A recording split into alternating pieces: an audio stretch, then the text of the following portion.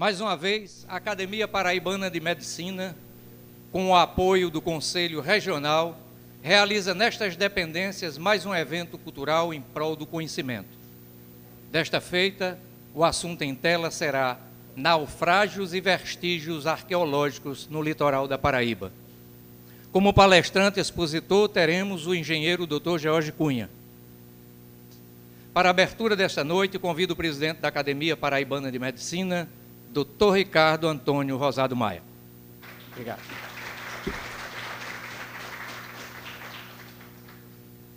Eu gostaria de cumprimentar essa seleta plateia que atendeu ao convite da Academia Paraibana de Medicina para ouvir um tema que habitualmente nós não estamos afeitos a ele. O Dr. George Cunha merece, pelo seu currículo, todo o calor que a Academia de Medicina possa transmitir. Eu não vou ler o currículo completo do Dr. George Cunha, mas eu convidaria para que ele tomasse assento aqui à mesa. Dr. George, engenheiro que, no exercício da sua profissão, através dos números, executou projetos que resultaram em obras que também contribuem para a melhoria do nível da saúde da nossa população. Eu queria convidar o Dr. George Cunha, eu convido o Dr. Manuel Jaime Xavier Filho. Na plateia estão presentes o presidente em exercício do Conselho Regional de Medicina, Dr. Norberto Silva Neto. Por favor, tome assento à mesa. O presidente do Conselho Regional de Engenharia, Dr. Sérgio Rolim Mendonça. E o presidente da Academia Paraibana de Letras Jurídicas, o Dr. Ricardo Bezerra. Eu tenho enorme prazer em receber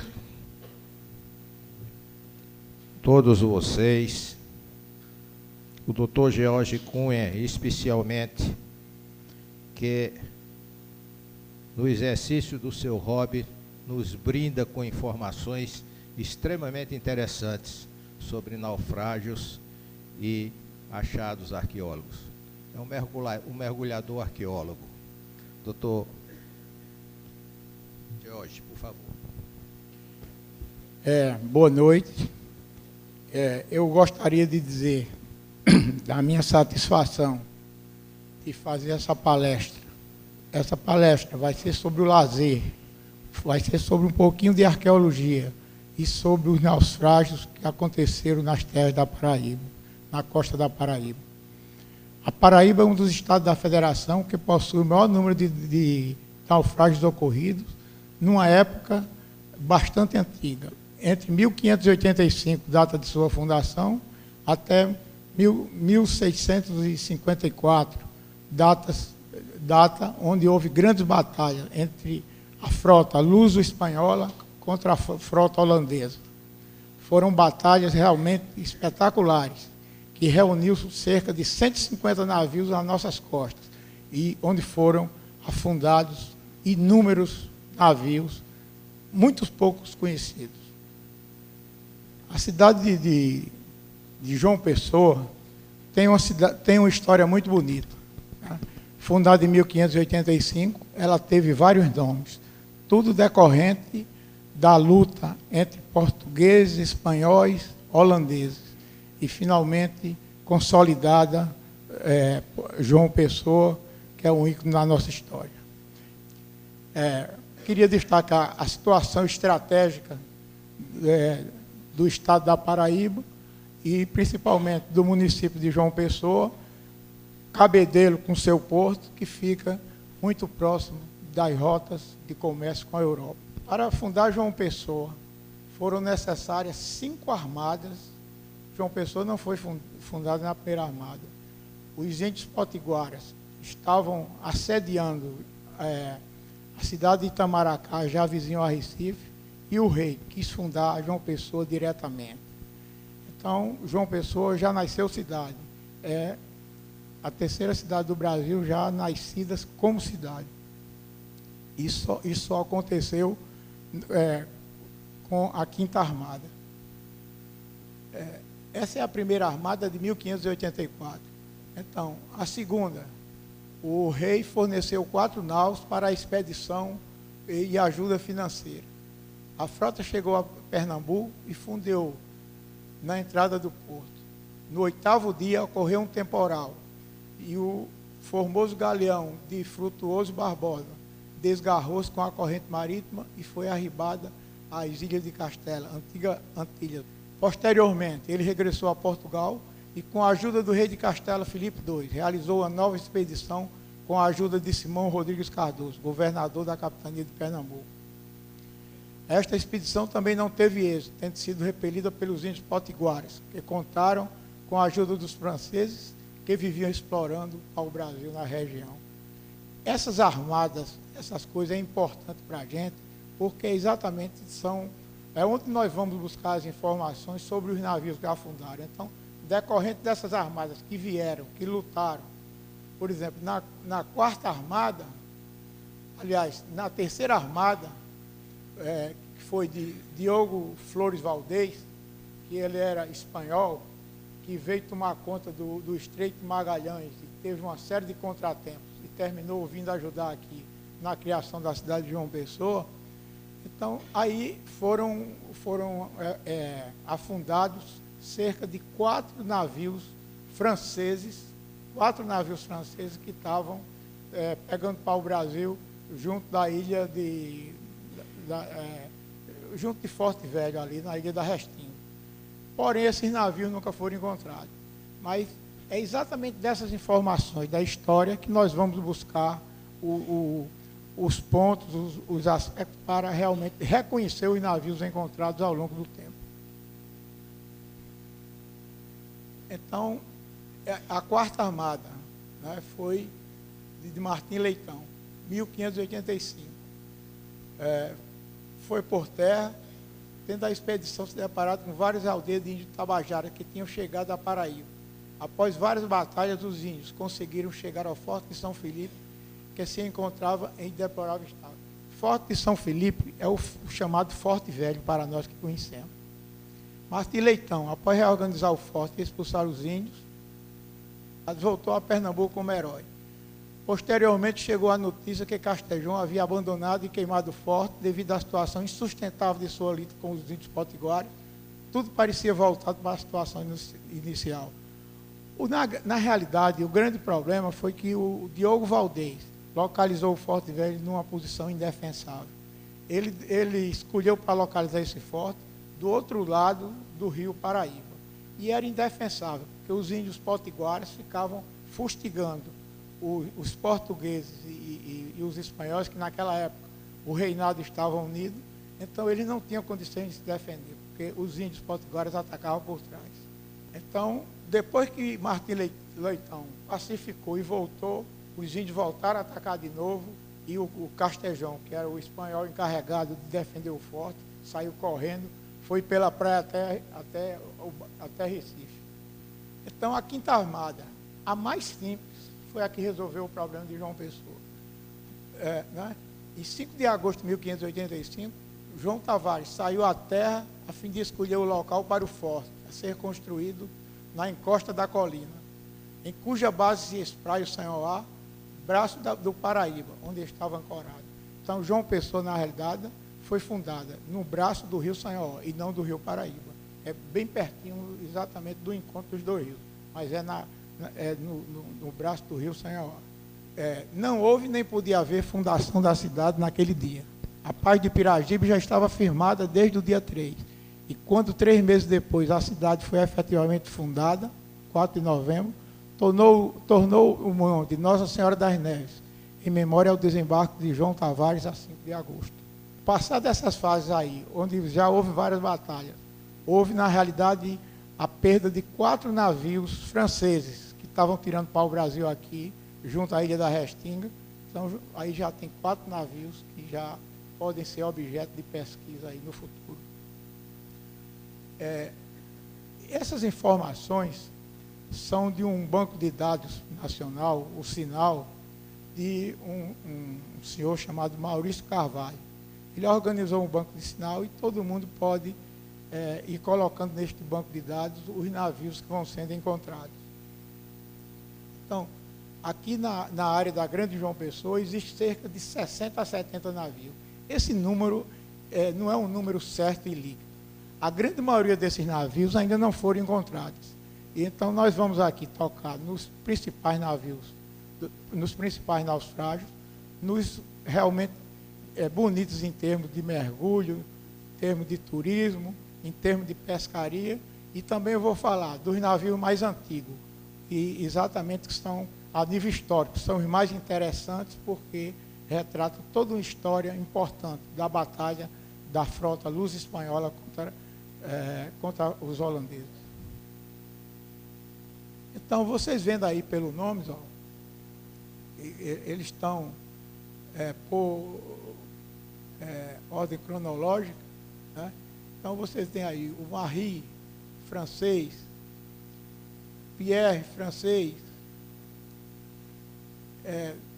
em seguida vem o Chagas, desconhecido, Sauan, desconhecido, 1631. Aí tem o Sauan. Esse nome aí que está aí, possivelmente esse navio está indicado errado. O nome verdadeiro é o Sauan, que naufragou em 1640 na batalha que eu já me referi. Que essa batalha foi em janeiro de 1640, batalha dos holandeses contra a frota luso-espanhola. Esse Chupe é um navio holandês, e esse navio ele naufragou na tomada de João Pessoa, na tomada que era a cidade da Paraíba. Ele naufragou, era holandês e naufragou na briga com os portugueses. Ele deve ter naufragado ali perto da Ilha da Restinga, também não se tem notícia desse navio. Aí depois vem o Sauan, de 1640. Eu queria dizer Sauan e também essa nau de Antônio Cunha Andrade, de Portugal, 1640. Esses navios naufragaram juntos, batalhando em cima dos arrecifes de Lucena. Eu tenho toda essa história, tenho uma pesquisa e tenho, inclusive, contada por um cidadão absolutamente insuspeito, que foi o nosso conde Maurício de Nassau, que governou o Império Holandês aqui na América do Sul. O Galison, o oitavo, aí está aí como desconhecido. Esse navio também naufragou nessa batalha, e Maurício de Nassau disse que ele naufragou em frente ao Cabo Branco. Então está aí também no registrado, mas no banco de dados aí consta como desconhecido. Esse Gouleson que está indicado aí, eu também acredito que não existe esse navio Gouleson. Eu acho que é uma corruptela de Galison. Porque nas cartas de Maurício de Nassau não fala nesse navio afundado aí como Gouleson. Então, enfim, tem inúmeros outros navios assim que nós não temos uma história conhecida, não se sabe, né? Tem o Junot, o Charles Flot, o Piège, Eduardo, Nonpareil, francês, ó, o Psibe, que é Inglaterra, Schottenstein, Estados Unidos, Santa Clara, desconhecido, mas pelo nome deve ser português, né? Desconhecido. Queen of the Fort, Inglaterra, esse aí está em Jacumã, afundou em Jacumã. Isso aí já, eu tenho relato de gente que já mergulhou nesse navio. Queen of the Fort, Inglaterra, foi esse. Anne Power, Inglaterra, Baía de Lucena. Elisa Jane, desconhecido. Ville de Saint-Lô, desconhecido, deve ser francês. Seit Bill Sultan, que o pessoal chama comumente por Vanduária, dos Estados Unidos. Também está afundado nos bastios de Lucena e ele aparece durante a maré baixa. O Transite, em Jacumã, mas ele basicamente é na foz do rio Gramame. É na foz do rio Gramame, ele fica bem pertinho, a 2 quilômetros apenas. Agora, o grande problema do mergulho nesse navio é que a água é sempre suja. Você tem que pegar um verão bom, você mergulha lá. Eu já mergulhei. O transito, o ERI. O ERI é o popular que o pessoal aqui chama de queimado. É o mergulho mais bonito aqui que nós podemos fazer no nosso litoral, um mergulho lindíssimo. É um turismo, tem grupos de turismo explorando o navio, trazendo pessoas de fora. É realmente interessantíssimo uma visita. Tem uma quantidade enorme aí, ó. Aí tem 57 navios. Eu vou me referir apenas a esses que estão de azul, porque são os navios que têm maior interesse. O Vanduária, o Alice, que está a cerca de 6 quilômetros do Pontal do Bessa, é um navio também muito explorado pelos mergulhadores, o pessoal que mergulha, escola de mergulho, pescadores com caça submarina, vão muito no Alice. O Alvarenga, o 42. O Alvarenga está a cerca de 22 metros de profundidade, ele está aí a uns 20 quilômetros da costa. Um Alvarenga é um barco pequeno, mas também tem interesse de mergulho. Enfim, tem uma quantidade grande e, finalmente, tem o 54, o 54 é os navios dos tinteiros. Várias pessoas têm registro desses tinteiros aí, mas até hoje não foi encontrado o verdadeiro nome desse navio. Navios de maior interesse para pesquisas históricas, arqueológicas, de mergulho. Então são esses aí. Esses de amarelo são os navios mais antigos. Eu também deveria ter incluído o 8º, que é o Gelson, que também naufragou na mesma, praticamente, no dia anterior à batalha que o Sauém e o navio de Antônio da Cunha naufragaram. Então, o mais antigo aí que tem registros dizendo que naufragou foi o Chup. Holanda, 1634, Ilha da Restinga. Nunca foi encontrado esse navio. Esse primeiro mapa é um mapa interessantíssimo, porque esse mapa, eu considero esse mapa o mais antigo. Eu considero não, é o mapa mais antigo, que pelo menos eu vi, é o deixado pelos holandeses de 1634. É uma coisa fantástica, porque é o mapa falado da tomada de João Pessoa, que é a antiga cidade da Paraíba, né, que era a Paraíba, foi o mapa da tomada dos holandeses para João Pessoa. A frota holandesa parou aqui, ó, mais ou menos em frente à ilha, a Areia Vermelha. Soltou uns barquinhos menores aqui que saltaram em Ponta de Campina. Fizeram o cerco da Fortaleza de Santa Catarina, que está aqui, ó, aqui na ponta. Então, aqui, os batalhões holandeses fizeram totalmente o cerco e impediram a ida de reforços. João Pessoa é aqui, ó. Naquela época só tinha aqui o Forte de São Francisco, o convento de São Bento aqui se estruturando, que hoje é Rua Nova, era Rua Nova, hoje é Rua General Osório, e aqui o Palácio do Bispo. João Pessoa era isso. E aqui embaixo era o Forte do Varadouro, que tinha 2 canhões. O Forte do Varadouro está nesse mapa aqui, está localizado aqui nesse mapa. É uma coisa interessantíssima. Então, os holandeses pegaram barcos maiores e soltaram aqui mais ou menos no Bessa. A frota aqui, fora do alcance das baterias do alcance da bateria da Fortaleza de Santa Catarina, e soltaram aqui, então cercaram tudo, não deixavam passar reforço para a Fortaleza. E a Fortaleza foi caindo. Numa madrugada, eles entraram aqui com os barcos pequenos aqui do rio, ó, vieram aqui. Quando chegaram aqui, mais ou menos aqui, naquela mata do Amém, eles soltaram os marinheiros, né, os marinheiros holandeses. Aí eles vieram aqui, ó, isso aqui pequenininho, aí vocês estão longe, talvez não dê para ver. Mas isso aqui são os batalhõezinhos de soldados. Ó. Eles fizeram a clássica manobra de pinça. Pela beira do rio, pelo lado de cá, e pelo rio, aqui os navios chegando, ó, e aqui atacando o forte aqui do Varadouro. E tomaram João Pessoa rapidamente. Então, essa foi a batalha, e é uma coisa incrível. É um mapa falado da tomada de João Pessoa. Esse é o mapa mais antigo que nós temos. Porque os portugueses, infelizmente, não deixaram vestígios. Não, eles tinham isso como uma coisa secreta. Eles não queriam divulgar que a cidade estava aqui. Para quê? Os franceses não vinham aqui, os holandeses. Por quê? Os franceses eram pau-brasil, exploração do pau-brasil, que era considerado o melhor pau-brasil de toda a região, de todo o Brasil.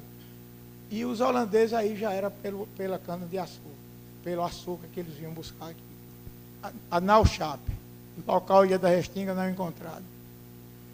O cenário dessas batalhas, né? O cenário dessas batalhas. A Armada Portuguesa e Espanhola tinha 93 naus, sendo 24 galeões, totalizando 117 embarcações, com a maioria delas com 100 e 150 toneladas. A Armada Holandesa, 33 naus, possuía navios menores, porém mais rápidos. Total de navios em confronto, 150 navios. Então você imagina o ano de 1640, vindo da Europa, 150 navios para batalhar aqui nas costas do Nordeste, nas costas aqui, entre Pernambuco, Paraíba e Rio Grande do Norte. Quer dizer, o lado econômico tinha que estar presente. Então, na realidade, a briga foi pelo pau-brasil e por cana-de-açúcar. A frota holandesa, muito menor, terminou ganhando a batalha. Por quê? Porque contava com navios chamados navios Vleuten, que eram navios muito menores, mas faziam manobra muito rápida. Essa batalha, foram 4 dias de batalha seguida. Essa batalha começou aqui em Itamaracá. Itamaracá está aqui, ó. Isso aqui é Pernambuco, ó. Pernambuco, isso aqui é Pernambuco. E a ilha de Itamaracá está aqui, ó.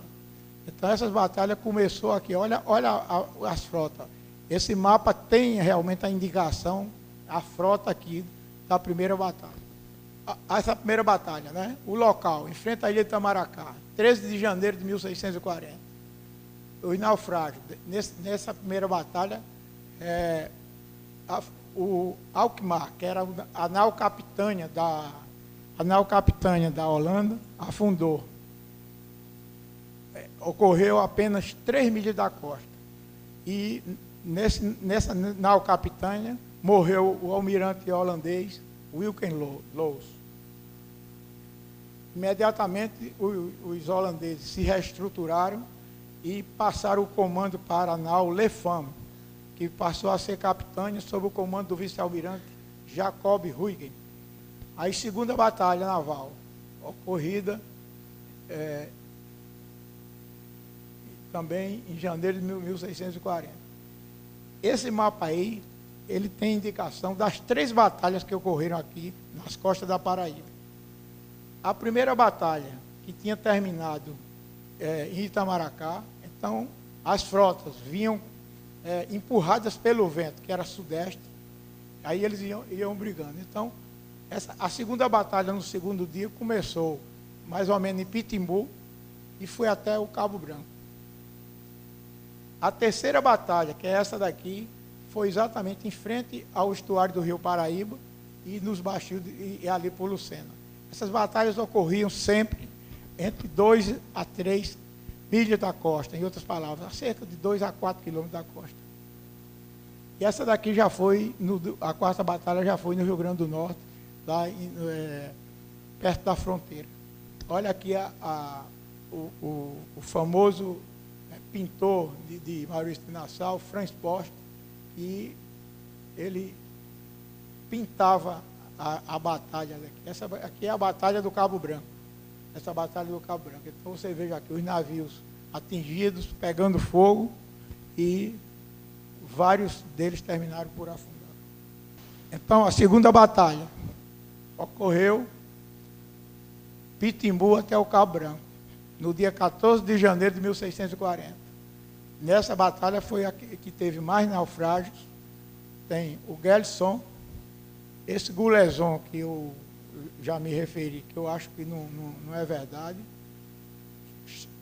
o Sarrunda e 2 naus portuguesas que os holandeses não deixaram no relatório o nome dessas naus portuguesas. Distância da costa, 2 milhas náuticas.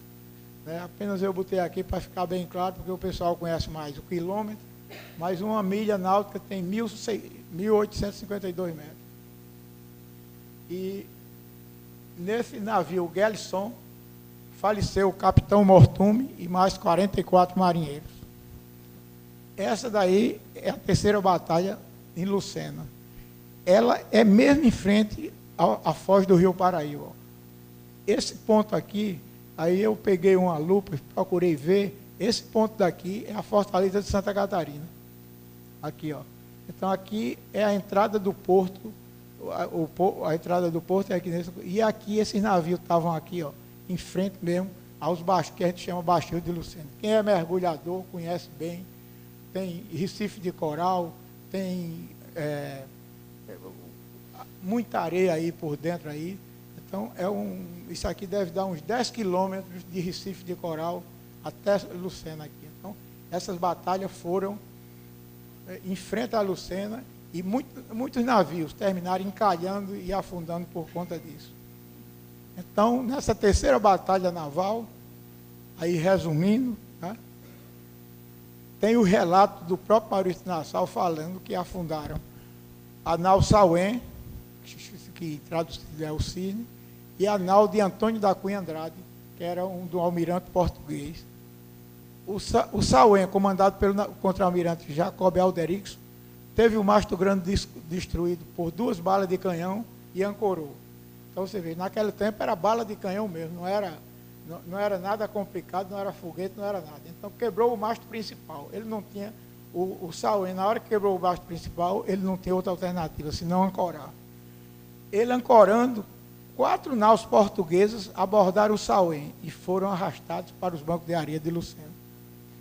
O 5º navio inimigo, a nau de Antônio da Cunha, não tinha notado que os navios estavam brigando em cima dos arrecifes de Lucena. Então, aproximou-se e também encalhou. Os holandeses fizeram 230 prisioneiros, incluindo o almirante Antônio da Cunha Andrade, 4 monges, 2 capitães, 2 alferes e um médico. E, como era comum naquela época, fizeram um saque de 30 mil florins em prata cunhada e em barras de prata. Aí, nesse navio, não é um naufrágio interessante economicamente, porque a melhor coisa que tem aí é prata. Passado essa época, em 94, um amigo nosso, Gustavo Ferreira Adelino de Lima, grande pescador oceânico, ele é especialista em pesca oceânica e brinca também aí de mergulho aí de vez em quando, estava pescando nesses arrecifes de Cabedelo com um pescador, conhece bem tudo lá, Geraldo Brasiliano Badu. E eles encontraram esses sinos. Encontraram 3 sinos. Esses 2 sinos aqui, eles têm o nome do fabricante do sino. Esse com o nome do fabricante do sino é uma coisa interessante, porque você pode fazer o rastreamento e ver de onde é que esse sino foi fabricado e tentar conhecer a história do navio e resgatar até o nome. Esse é o nosso amigo Adelino. Olha aí o fabricante do sino. Eric Weger. Esse Eric Weger, isso aí foi feito pesquisa e ele é holandês, era o fabricante. Ele fabricava sinos e fabricava canhão.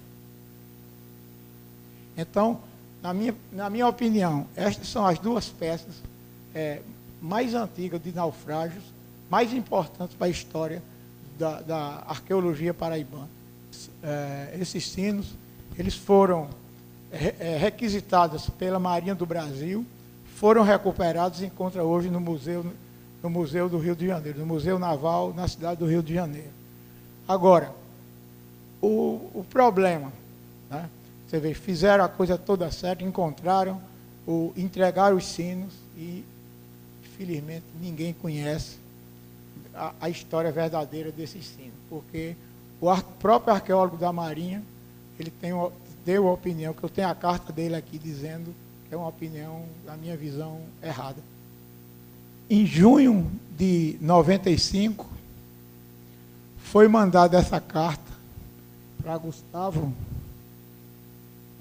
e para Geraldo Brasilino, eles informando sobre exatamente coisa. Eles dando a posição, né? Aqui é o arqueólogo da Marinha. O fundidor de um dos sinos é desconhecido, pois o mesmo não consta com inscrições. Esse sino que não consta com inscrição é possivelmente o sino do navio português de Antônio da Cunha Andrade. O fundidor dos dois outros, Henrik Vigart, holandês, é o nome conhecido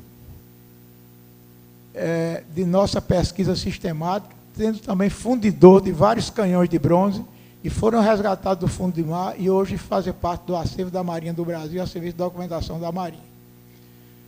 Segundo pesquisas recentes, tais embarcações, supostamente, ele dizendo a história do resgate desse sino. Segundo pesquisa recente, tais embarcações supostamente perdidas da frota da França, da frota flamenga, que retirou-se da Bahia em 1625, derrotada por luzes espanhóis, rumando para o norte, pela costa, e depois retornar aos Países Baixos. Ora, esse sino, isso aqui não é a história verdadeira. Não se tem notícia de nenhum navio holandês que tenha naufragado nessa data aí de 1525. E tem toda a história contada desses navios, dessa batalha naval, que na realidade é de 1640. E os navios que se perderem nos Recife de Lucena foi exatamente o Sauém. Então, minha versão é que esse sino pertence ao Sauém. Então, o Maurício de Carvalho também escreveu uma carta para o Adelino, e a conclusão dele, aqui ao lado, ó. Também não tenho nenhum registro das embarcações. O Gelson, afundado no Brasil, onde citado por Amarim. O Maurício foi no Rio de Janeiro, no museu, e alguém conversou que existia um navio chamado Gelson. Mas o Gelson afundou na batalha, na segunda batalha naval, possivelmente em frente ao Cabo Branco. Então ele não podia, os sinos não podiam aparecer em Lucena, era impossível. Então, em outras palavras, você tem o sino, é real, tem quem achou, tem os dois pescadores quem achou, a Marinha não diz nada, e o Maurício, que é do sinal, Serviço de Informação de Naufrágio, diz que é do Gelson, que não está lá, na realidade, de Lucena.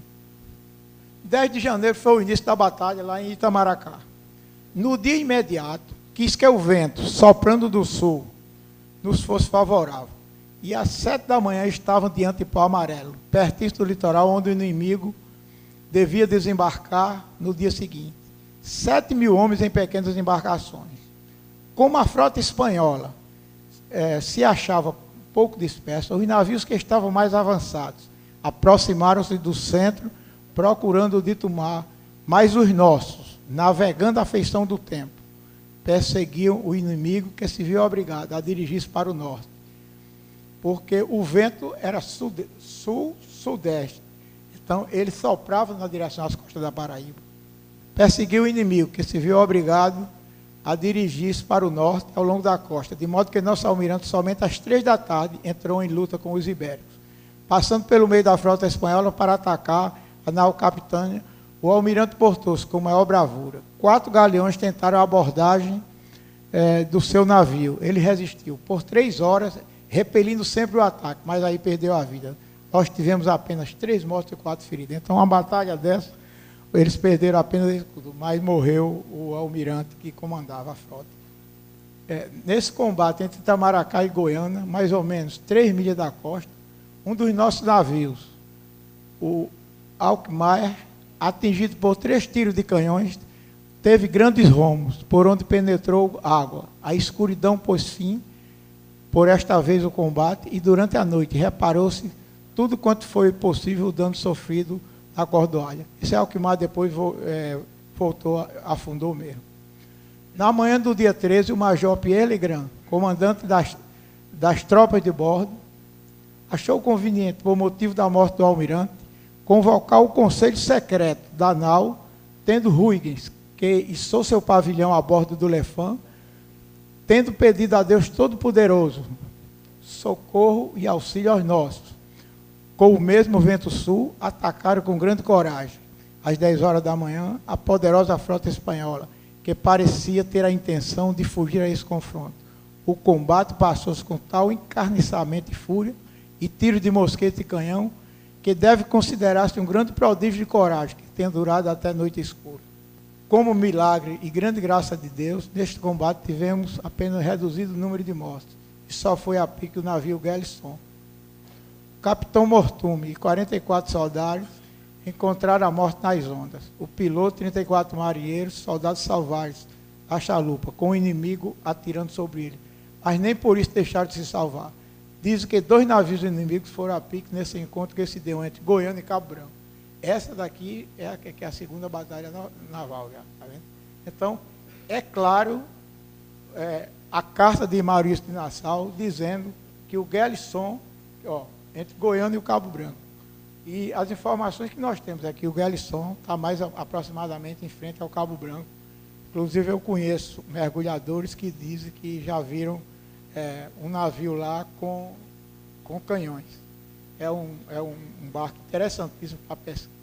Agora, aqui é a batalha naval em frente à foz do Rio Paraíba e Lucena.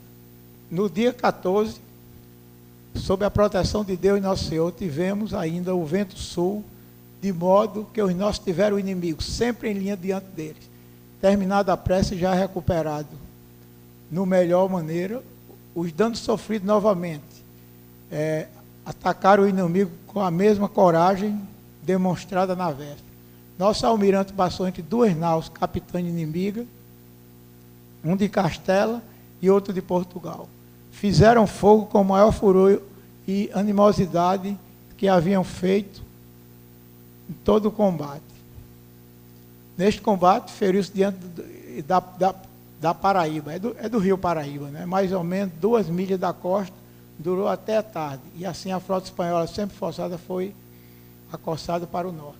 Neste combate, quer dizer, em Lucena, na foz do rio Paraíba, dirigido pelo contra-almirante Jacó Alderix, teve o mastro grande destruído por uma bala, obrigado a ancorar.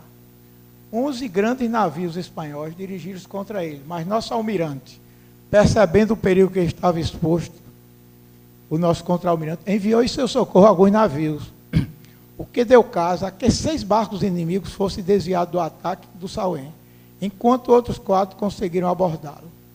200 a 300 homens já haviam saltado sobre a ponte, quer dizer, sobre a ponte de comando do navio, apoderando-se do camarote do capitão, tendo os nossos se defendido com grande coragem, e daí o expulsaram. O contra-almirante fez então cortar os cabos, e seu navio, indo à mercê, arrastou 4 barcos inimigos para os bancos de areia vizinhos. Leia-se, bancos de areia lá de Lucena. Então, é uma história realmente de uma batalha real, contada por nosso amigo Maurício de Nassau. Então, vale a pena. O 5º navio inimigo, armado com 21 peças de canhões, era o navio do almirante, que dirigiu os socorros enviados das ilhas. Ignorando que o Sauém encalhara, aproximou-se também e encalhou.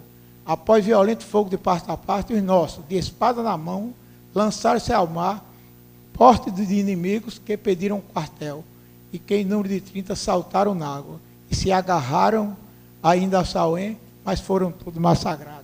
Era a briga mesmo, terminava com briga de espada. Começava com bala de canhão, terminava com espada. Havendo 2 navios perdendo suas chalupas, nossos iates vieram ao seu encontro e prenderam todos os homens a bordo, apoderando-se de tudo que havia no navio, deixando, por assim dizer, apenas a carcaça. O número de prisioneiros transportados para a terra pelas nossas chalupas foi de 230 homens, entre os quais o almirante, que dirigiu os socorros vindo das ilhas, Dom Antônio Cunha de Andrade, 4 monges, 2 capitães, 2 alferes, um médico. O saque da nossa gente fez no inimigo alcançou 30 mil florinhas de prata cunhada em barras, correntes de ouro e uma pipa de aguardente, fora tudo que os marinheiros esconderam e guardaram. Então, a pipa de aguardente valia muito, era muito caro na época. Então, essa é a batalha que eu queria, fiz questão de mostrar para vocês e dizer que realmente esse sino, na realidade, é do Sauém. Está exposto aí, está muito claro para mim. Então, eu queria chamar aqui a atenção, a conclusão. Os sinos com o nome do fabricante, Herrick Vegard, pertence a nau Sauém. Os sinos sem a marca do fabricante, pertence à nau portuguesa do almirante Antônio da Cunha. Essas são realmente as conclusões que eu tirei dessas cartas de Maurício Nassau, totalmente diferente do que o especialista da Marinha, o arqueólogo da Marinha, ele não sabe, diz que é de 1625, que esses navios nunca passaram nem por aqui, e também do homem do sinal, o Maurício Carvalho, que fala que é do Guelisson, também que não é verdade. Vamos aí à procura de mais navios. Esse daqui é de 1640 também. Isso seria a primeira foto de João Pessoa, visto do encontro do Rio Paraíba e do Rio Sanhó. Esse quadro foi pintado por Francisco Posto, e aqui mostra João Pessoa. Aqui é o Porto do Varadouro, aqui é o Conjunto Santo Antônio, e João Pessoa estava aqui nesse alto. Aqui um barco passando, ele tirou. Aqui a Fortaleza de Santa Catarina também, por Francisco Posto, já mostrando, e ele sempre tinha a preocupação de mostrar uma árvore, né? Uma árvore, aqui à direita, aqui uma rede de pesca. Esse tipo de pesca ainda hoje é usada no nosso litoral. Ainda hoje, é a mesma coisinha. Ó. O pessoal, uma rede eu diria até de um porte razoável aqui, ó, pescando aqui em Cabedelo. Isso é hoje, como é a nossa costa hoje, ó, a parte de Cabedelo aqui, o Fortaleza de Santa Catarina está aqui. Né? Então, tudo isso aqui, parte dessas batalhas ocorreram aqui. A tomada de João Pessoa, eles pararam a frota aqui assim. Desembarcaram aqui no Bessa e desembarcaram aqui, cercando essa parte de cá. A Ilha da Restinga é aqui. Outra vista do estuário, aqui é a Ilha da Restinga. O Fortaleza de Santa Catarina aqui. Isso aqui é criação de camarão hoje. Aí, uma carta náutica com a localização do nosso navio. Numa carta náutica, por exemplo, o Alvarenga está aqui a uns 20 quilômetros da costa, mas aqui parece bem pertinho, né? Então, é questão de escala. Então, o pessoal que gosta de mergulho aqui, mergulho mais esportivo, tudo, eles fazem esses 3 navios. Sai daqui, passa no Alice, Queimada, Alvarenga, volta aqui para o Yacht Clube, ou para a Marina de Cabedelo aqui. Aqui nesse outro mapa aqui, que é do Porto de Cabedelo, entrada do Porto, com detalhe aqui, Ilha da Restinga, né? E aqui é o navio dos tinteiros, que ele está exatamente em cima aqui dos arrecifes aqui do Poço, dos arrecifes aqui de Cabedelo, e é em cima mesmo ele quebrou-se aqui em cima dos arrecifes. E esse mapa aqui é interessante, porque mostra que os portugueses tinham um senso estratégico muito grande. Fizeram a Fortaleza de Santa Catarina aqui tinha um forte da Restinga, e aqui tinha o Forte de Santo Antônio. Então, com esses 3 fortes aqui, era muito difícil as tropas estrangeiras penetrarem para João Pessoa, porque João Pessoa, propositadamente, foi fundada no interior do Rio, foi fundada no Rio Sanhó, que o João Pessoa, eles andavam desse ponto aqui até a cidade de João Pessoa, são 18 quilômetros.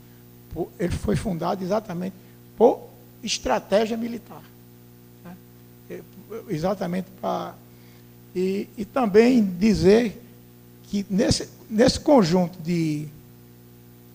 desses 3 fortes, eles ainda tinham aqui um observatório aqui é Forte Velho. Tinha um observatório aqui que se chama Atalé de Forte Velho, que era um observatório que eles tinham a capacidade de ver a entrada do porto até o Cabo Branco. Qualquer frota inimiga que passasse do Cabo Branco, ele já tinha o conhecimento e tomava as providências para se defender. Então, aqui, bem rápido aqui, dos principais naufrágios. Né? O Alice, 8 quilômetros da praia do Bessa, profundidade 13 metros. Vapor Americano Eric, queimado, 12 quilômetros da praia, em frente ao Hotel Tambaú ali, profundidade 17 metros. Vanduária, ou Vanadouro, que chama também, 1911, em frente à praia de Fagundes, 6 metros. Transite, 2 quilômetros da foz do Rio Gramame, profundidade 6 metros. Vapor Bahia, isso aqui é na fronteira do estado da Paraíba e de Pernambuco. 15 quilômetros da praia, profundidade 27 metros. E o Alvarenga, que afundou em 1926, é aquele que fica, que fica a 22 a cerca de profundidade de 22 metros. Fica perto do queimado. Aí são os navios mais antigos e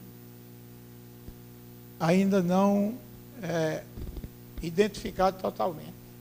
E aqui eu acrescento já esse último aqui, que é o interessantíssimo aqui, que é o Santa Rosa, que afundou possivelmente em frente ao Cabo Branco, mas ninguém sabe a profundidade. Era uma nau portuguesa com 70 canhões, que levava 7 toneladas de ouro e uma tripulação de 700 pessoas. É um tesouro avariado em $1 bilhão. Então, voltando, né? O Gerson, 1640, em frente ao Cabo Branco, naufragado na batalha entre a frota holandesa e a luz espanhola. O Salwen, idem, 1640, um dia depois, Recife de Lucena, na mesma batalha naval. E o Santa Rosa, eu já coloquei. Esses naufrágios antigos, explorados, que nós temos boas informações já, você temos aqui em Salvador, temos o galeão Nossa Senhora do Rosário e o galeão Utrecht, também naufragaram devido a uma batalha e estão juntos, misturados.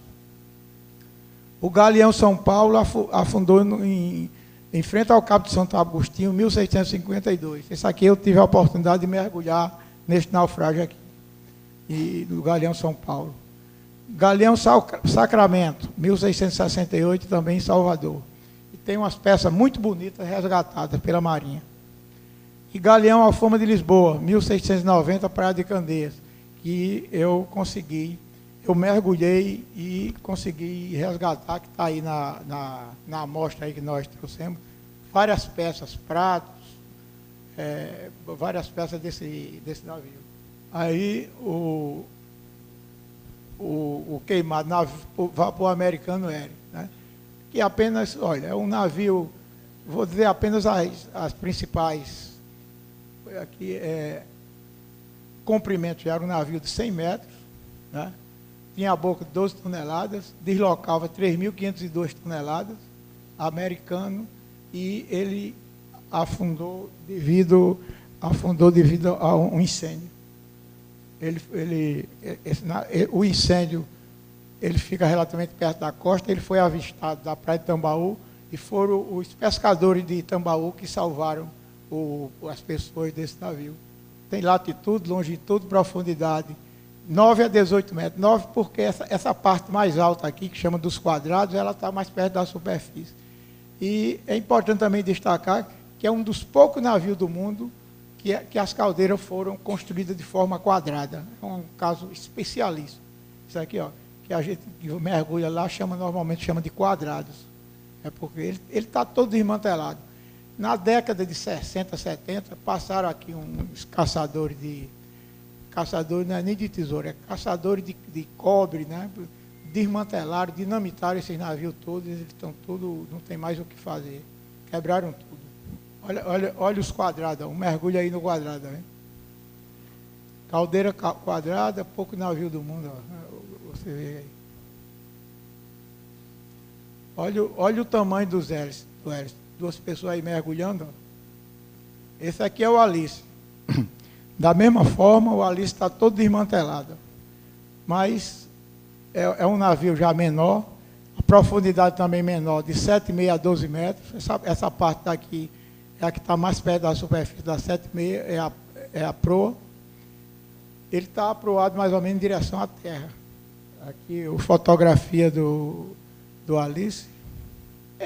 Você mergulhar em naufrágio, em navio desse, com um tempo já decorrido disso, é uma coisa fantástica, coisa maravilhosa. Esse naufrágio também é outro navio. Eu, juntamente com o naufrágio do Queimado, é um dos navios mais bonitos, porque era um navio daqueles à roda. Esse navio, o naufrágio dele ocorreu devido a uma batida com o navio Pirapama. Ele afundou aqui na fronteira Paraíba-Pernambuco e o Pirapama foi afundar em frente a Recife. Se encontra também todo desmantelado. Né? Profundidade desse aqui é 18 a 27 metros. Olha aqui a roda. Ainda está, a roda, apesar de ter sido dinamitada, tudo, as rodas ainda permaneceram, de certa forma, ainda. Você reconhece a forma, né? Pronto, então, agora vamos falar um pouquinho do Santa Rosa, que também nós temos algumas informações interessantes. É um naufrágio. Portugal reunia, uma vez por ano, uma frota para levar o ouro do Brasil. Então, para levar esse ouro, os piratas ficavam tudo atentos, procurando chegar para atacar esses navios, então tinha que ser navios de grande porte, navios fortemente armados. E o Santa Rosa era um dos navios que capitaneavam essa frota. Essa frota tinha o Santa Rosa e o Nossa Senhora de Nazaré. Eles saíram em agosto de Salvador. Uma tempestade muito grande isolou a frota e o Santa Rosa seguiu sua rota. O Santa Rosa levava 7 toneladas de ouro, pedras preciosas, era muito dinheiro. Isso declarado, porque também era como naquela época os passageiros que iam também levar muito pertences que, também de ouro, de pedras preciosas para os familiares lá em Lisboa.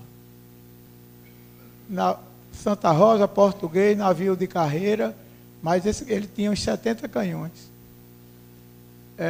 Comprimento 56 metros, deslocamento 1.100 toneladas, já era um barco grande, um barco com 3 mastros, que é esse tipo aqui, e uma tripulação com 700 homens. Então, você imagina num barco desse, com uns 57, 58 metros, você botar 700 homens. Eu trouxe um modelo aqui, que está aí fora, aí, que vocês podem verificar, que é o do Soleil Royal. O Soleil Royal, ele tinha 68 metros, ele tinha ele pegava 1.200 tripulantes.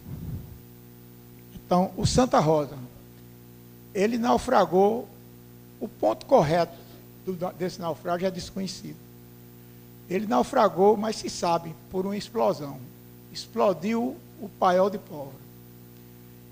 Dizem que esse paiol de pólvora foi explodido pelo comandante, porque existia o comandante do navio e existia o comandante da tropa que vinha para dar segurança contra os piratas. E houve uma discussão, dizem que o comandante do navio deixou o comandante das tropas muito incomodado, desmoralizou o comandante, não sei por que motivo, e foram lá e explodiram o paiol. Então, desses 700 homens, apenas 7 ficaram com vida num primeiro momento. E depois, 4 mais morreram, ficaram 3. E ninguém sabe, na realidade, o tipo de informação que esses 3 sobreviventes ficaram. Porém, o Santa Rosa não ia sozinho, ele ia em comboio. Né? E os outros navios da Armada, eles tinham conhecimento e levaram essas informações para Portugal.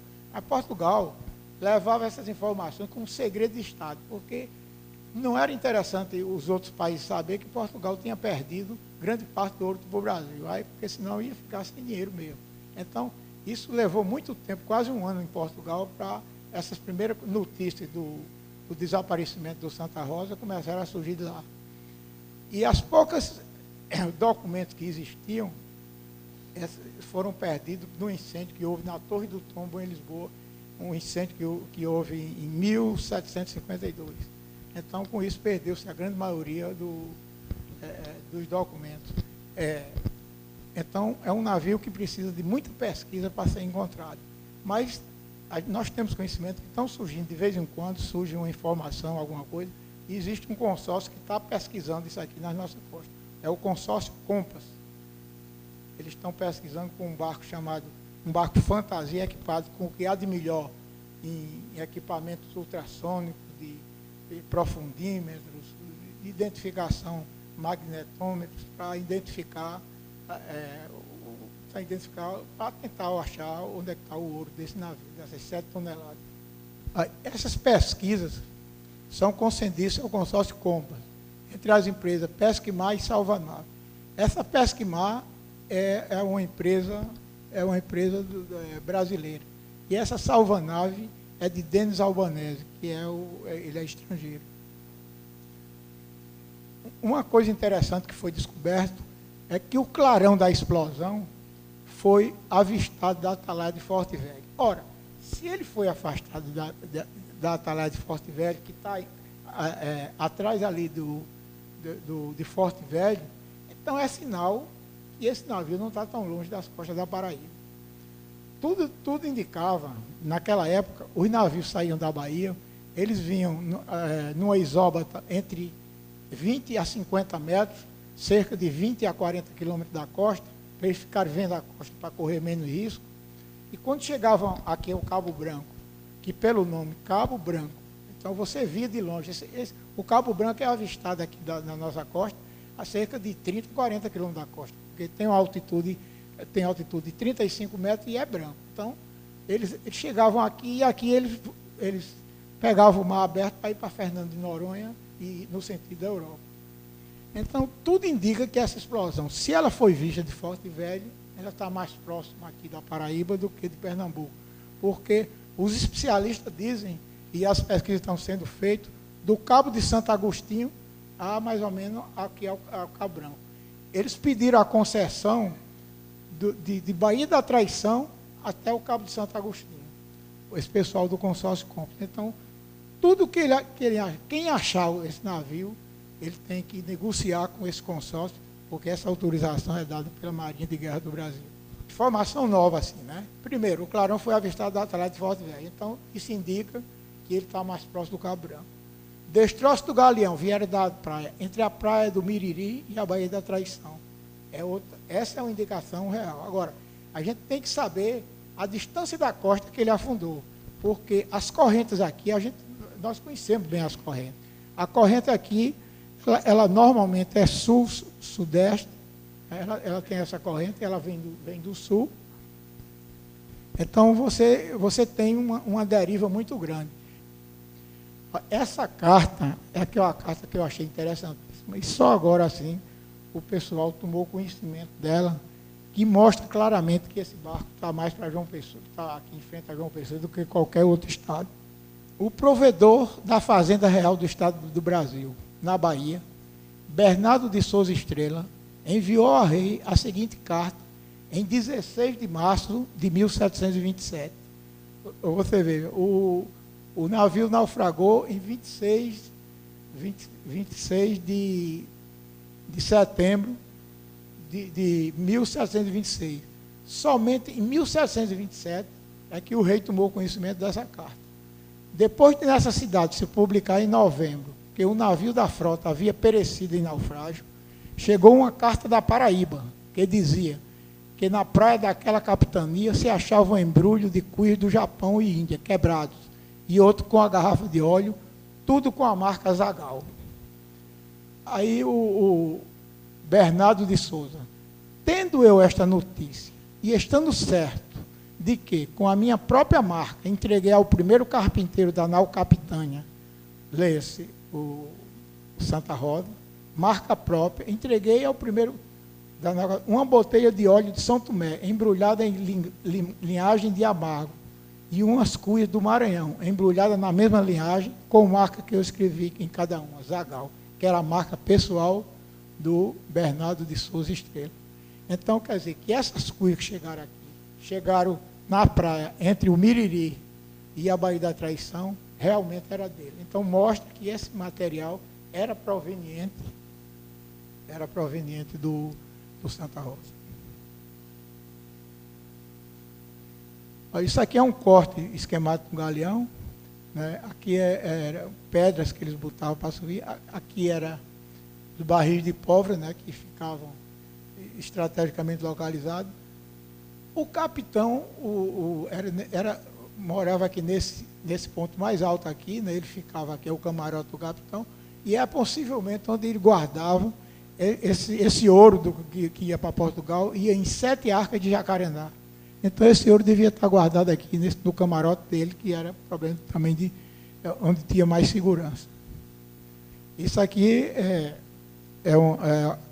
o forte, como é, a atalaia de Forte Velho, que é exatamente que servia de observatório. É nada menos do que uma torre, e é uma coisa que é uma coisa pouco explorada. Pouquíssima gente aqui em João Pessoa conhece esse atalaia de Forte Velho, e é um monumento importantíssimo. Eu peguei uma carta náutica, isso aqui é Baía da Traição, aqui é o rio Mamanguape, e o rio Mimiriri aqui, ó. Então, se você pegar o vento, ele sopra nessa direção aqui. Então, se você pegar aqui, você tem uma faixa provável de onde esse navio possa estar afundado. Evidentemente que essa faixa vai muito longe. E principalmente aqui, nós temos aqui o Cabo Branco, ó. João Pessoa aqui, né? O Cabo Branco é mesmo aqui. Então, o problema é que distância esse navio afundou. Se esse navio afundou bem antes do Cabo Branco, então essa faixa aqui é provável que ela se estenda bem para cá. Então, é uma área enorme. É por isso que é caríssimo, e é por isso que até hoje esse navio ainda não foi encontrado. Porque, como tesouro, vale a pena pesquisar. Muito embora, pela legislação do Brasil, você praticamente não fica com nada. E talvez seja por isso também que não foram investidos recursos, porque todo o ouro vai para o governo federal. E ninguém vai investir numa pesquisa dessa. Esse pessoal do consórcio Compass estima que vão investir cerca de 5 milhões de dólares na pesquisa para ver se acha. Então, você investir 5 milhões de dólares e não tirar nem uma barrinha de ouro é complicado, né? Então, tem que haver um bom senso aí das autoridades de permitir alguma coisa que claro, tem que preservar os valores históricos, né, a história, mas é preciso investimento que o governo não tem, então nada é feito. Mas eles deram o direito de pesquisa ao consórcio Compass que eles estão fazendo. O Soleil Royal, um modelo que eu trouxe aí para vocês verem, que é um galeão de 1669, 112 canhões, pertencia ao rei da França, era a nau capitânia da França. E aí, algumas peças aí de naufrágio que durante nosso mergulho, aí a gente foi juntando algumas coisas. Esse prato, esse é um prato de louça, esse prato quando os pratos normalmente tem essa faixa aqui azul, é louça inglesa, né? Foi encontrado no Alfama de Lisboa, profundidade 13 metros, 6 quilômetros da praia, Costa de Candeia. É importante frisar também que todas essas peças foram tiradas em apneia, não foi usado equipamento autônomo de mergulho. Outro prato, só que esse aqui é português. Esse prato, o material dele é pó de pedra. Você veja que ele tem uma coloração diferente, é meio amarronzado. E essas manchas são manchas de coral que se agarra a ele e faz esses desenhos. Profundidade 13 metros. Olha, isso aí é um penico, também de pó de pedra. Outro penico. Se vocês observarem dentro, ó, aqui ó, tem ostras, as ostras se acumularam, isso aí nós deixamos como uma forma de mostrar a origem de onde é que vem. Esse aí também é um pinico, mas esse aí já é um pinico sofisticado. Aqui, ó, pintado à mão, não é brincadeira. Esse aí devia ser do capitão. Esse daqui, apenas eu trouxe para vocês, isso aí não foi eu que encontrei, não. Senão aí já estava achando tesouro. Isso aí, mas essas são moedas cunhadas aqui em Recife, pela Companhia das Índias Ocidentais, antes de deixar Recife, voltando para a Holanda, 1654. Então, nós temos aí essas peças. Eles cunharam moedas de ouro e de prata. Eu só tenho as moedas de prata. Essa é uma peça de bronze. Você veja que é uma peça forte. Isso é uma cunha de bronze. Isso tem mais ou menos uns 30 centímetros, não sei, uns 25 centímetros. Eu acho que é desse navio aqui, do navio Sauém. Agora, o navio está aqui a 6 metros. Mas eu encontrei essa peça, juntamente com uma madeira. Essa peça estava numa madeira de pinho de riga. Algum de vocês conhece algum navio brasileiro feito de pinho de riga? Porque pinho de riga, ele vem do Mar Báltico. A estrutura da madeira, a textura, é absolutamente pinho de riga, que a gente vê, a gente conhece. É do Mar Báltico. No Mar Báltico ainda tem muitas florestas. E eles usavam o pinho de riga na superestrutura dos navios. Então, eu acredito que possivelmente isso é desse navio que o mar foi quebrando, ele foi para a praia, e quando ele chega na praia, naquela época não tinha ninguém, então a madeira se enterrava. Eu vi somente uma pontinha aqui com uma corrosão, a corrosão do cobre, ela é esverdeada. Aí eu comecei a cavar areia, encontrei uma bruta peça de madeira, né? E com essa peça aqui. Aí eu tirei coisa. Mas isso é uma coisa que dá margem a inúmeras pesquisas ali na Praia de Lucena. Porque exatamente esses navios todos foram parar na Praia de Lucena e estão lá enterrados, procurando acho. Essa clavija de bronze foi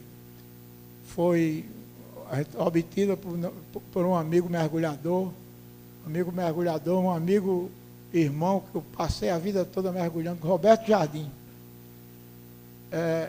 Isso é uma clavilha de bronze do queimado. Essas clavilhas serviam para prender o costado ao navio propriamente dito. As madeiras, esse navio tinha era revestido com folhas de cobre. Essas peças aí é de um navio português. Essa daí é em Pernambuco, eu tirei em Candeias, Alfama de Lisboa. Interessante nessas garrafas é a cor da garrafa, que é quase negra, e aqui tem o brasão de Portugal, a Cruz de Malta. Ó. Aqui no fundo da garrafa tem a Cruz de Malta. Alfama de Lisboa, 1809. Isso é uma taça de consumê. Essa daí está em um estado excelente. Até o brilho ela tem, porque ela vinha dentro dos pinicos e eles enchiam os pinicos com barro.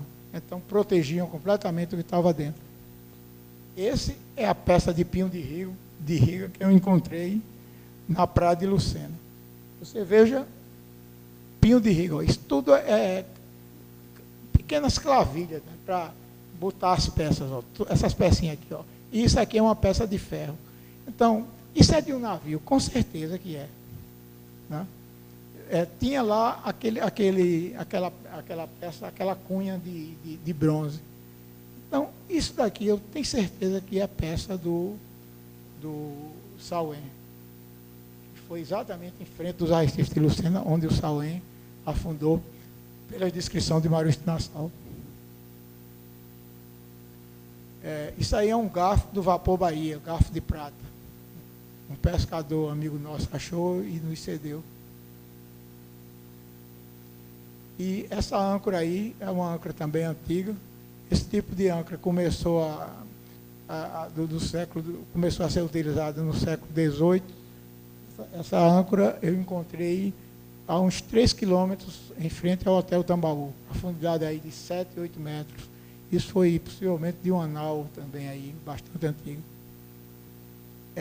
Essa foto aqui eu quis trazer porque isso aqui é um astrolábio. Isso foi uma das peças mais raras encontradas no naufrágio do galeão Sacramento, na Bahia. Eu trouxe hoje uma peça dessa aqui só para mostrar como é, mas isso aqui é original. Essa peça que foi encontrada é uma peça que está no Museu Naval, muito valiosa. Olha que coisa interessantíssima também encontrada na Bahia. Aqui é um brinco de ouro. Né? E aqui é um relógio de algibeira, relógio de sol de algibeira. Pouquíssima gente sabe que existia isso. Relógio de sol de algibeira. Eu queria também trazer uma reflexão sobre caça submarina, que apesar de ser um esporte, hoje o pessoal conhece cada vez menos, porque hoje o pessoal, a grande maioria, quer mergulhar de garrafa. Né? Mas a reflexão que eu trago é o seguinte: é o esporte que mais me ensinou lições de vida, lições para a vida, e onde consegui amigos, que são verdadeiros irmãos, pois nos mergulhos profundos, em apneia, faixa de 30 metros, o amigo fica observando e guardando pela segurança do outro mergulhador, necessitando de confiança total, pois sua vida depende do companheiro.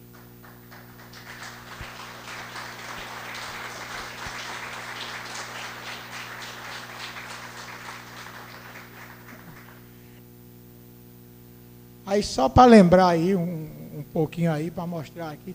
Aqui tem vários mergulhadores e eu queria também aqui saudar aqui na plateia um grande amigo, Betinho Alberto, que talvez seja o paraibano Alberto Ferreira.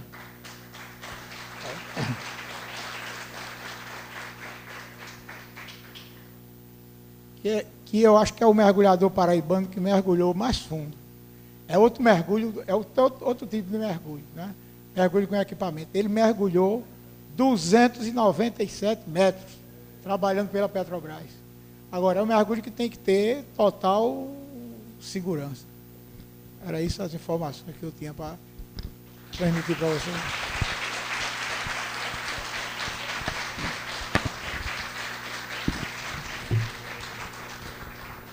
Meus senhores e minhas senhoras, eu tenho que agradecer a bela conferência proferida nesta noite. Uma lição de história, uma lição sobre um esporte que é pouco conhecido, mas que, no final, você define bem o aspecto, o companheirismo. Eu passo a palavra agora ao Dr. Manuel Jaime para fazer as considerações finais. Primeiro, eu destaco o absoluto acerto em juntar as diversas academias aqui existentes para um conclave como esse. Nós estamos diante de uma plateia heterogênea, muito mais não médica do que médica. Isso significa o esforço da nossa academia para inserir-se no seio da sociedade. Louvo o presidente da Academia Paraibana de Medicina e quero aqui registrar o papel exercido por Dr. Vilberto Trigueiro, que sugeriu à diretoria da academia, da nossa academia, para trazer o engenheiro sanitarista Jorge Cunha, o qual expôs aqui para todos nós tanto conhecimento. Eu conheço o Dr. Jorge Cunha de perto, e há muitos anos. A faceta principal do Dr. Jorge Cunha é de engenheiro sanitarista. O Dr. Jorge Cunha possui o maior acervo de projetos hidrossanitários do Nordeste. O Ministério da Saúde o convoca frequentemente para novos projetos, o Ministério e outras instituições. O Dr. Jorge Cunha me contou certa vez que, para viabilizar um projeto hidrossanitário de uma favela do Recife, ele teve que ser escoltado pela polícia para poder manter a sua segurança. Veja a que nível um profissional se dedica ao seu ofício. O Dr. Jorge Cunha também, não é a ocasião, mas é um excelente tenista, um homem técnico, um profissional técnico dentro das quadras do tênis. Já tive a oportunidade de jogar com ele, naturalmente não ganhei, e já vendo também, já ouvi jogar com outros profissionais. O Dr. Jorge Cunha é tão profissional que transformou um hobby, no caso o naufrágio, numa fonte de estudo. Demonstrou conhecimentos de historiador, né, a partir de um hobby.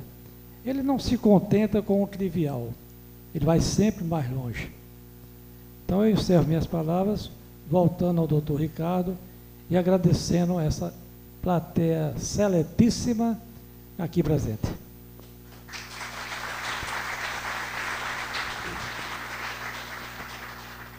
É com grande satisfação que eu encerro essa sessão, sem antes enfatizar a importância da cultura para qualquer que seja a profissão. Eu acho que nós estamos procurando, nesse oceano de dificuldade que o Brasil passa, a pobreza cultural, no ensejo em que os jovens preferem mais o WhatsApp do que os livros, disseminar um pouco de cultura. Cultura nos enriquece, cultura nos permite conhecer as dimensões mais variadas da alma e das pessoas, sobretudo das pessoas. Muito obrigado e vamos desfrutar um pouco de um coquetel que humildemente a academia teve condições de preparar. Obrigado.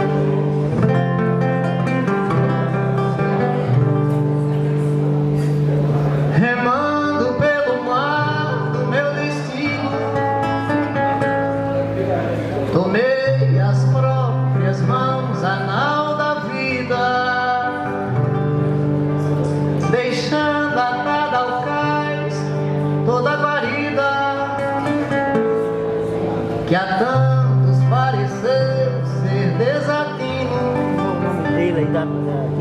deixando atada ao cais toda a galinha, que a tantos pareceu ser desatino. Tornei-me deste mar um peregrino, no instante em que do porto dei partida, rompendo na saudosa despedida, o medo tripulante e clandestino, rompendo na saudosa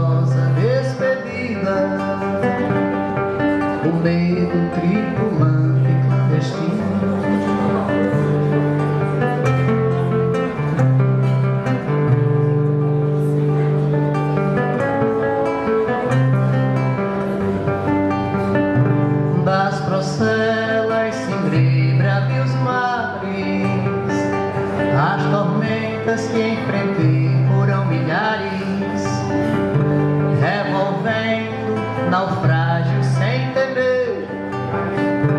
Hoje na calmaria tão risonha, aportando as belas praias deste sonho, acordando a paz, emersa em meu ser.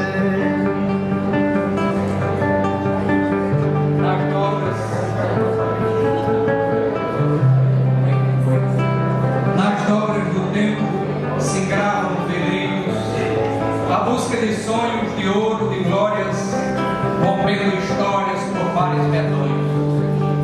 E seus trovadores criavam figuras, passagens de agruras, quebra de guias, trovões, ventanias, rasgando bainhas e bestas marinhas saltando no mar. Visando a Boreste, as terras mais virgens, de botas e ferros ali conquistado, as forras de riso, travados, moitões, a banda do vento, o bando a rasgar.